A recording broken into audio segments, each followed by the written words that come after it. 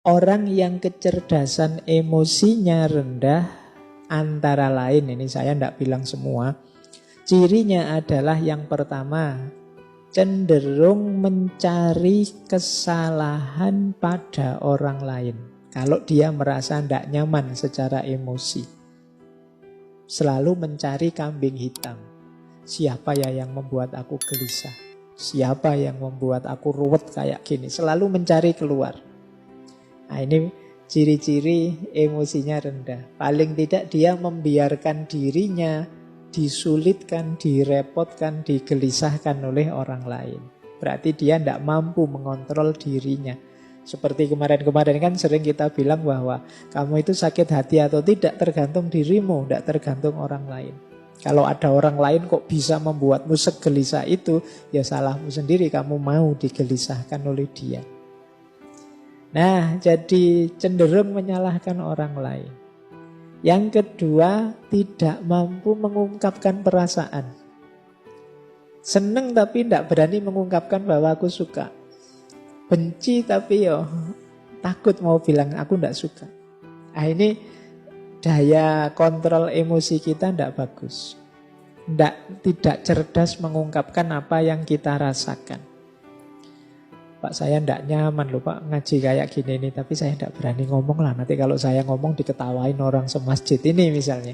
Nah, itu ada sering kita itu dilanda kendala untuk mengungkapkan apa yang kita rasakan. Ya kita sulit milih ekspresi yang pas, diksi yang sesuai, yang tidak menyakiti orang seperti apa. Itu kita sulit milih. Ini berarti kemungkinan memang daya kecerdasan emosi kita perlu ditingkatkan lagi. Yang ketiga, suka menyerang, menginterupsi, mengkritik, memberi cap orang lain.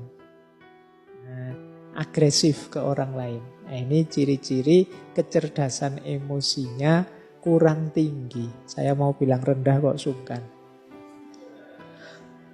Jadi ya, jangan suka nyerang orang lain. Ini alamat apa? Dia kesulitan untuk berempati atau memahami atau mengerti perspektif yang diambil orang lain.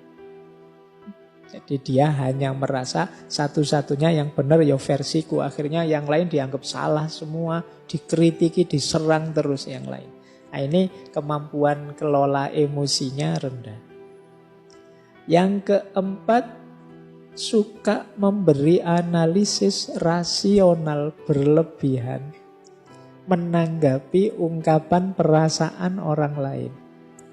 Nah, ada enggak teman-teman yang punya teman ketika kita sedikit curhat padanya, kita curhat 3 detik, dia nasihatnya setengah jam. Ya.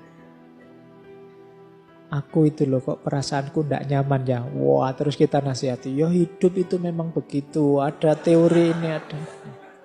Ya. Jadi itu sebenarnya ya termasuk ciri-ciri belum matang emosinya.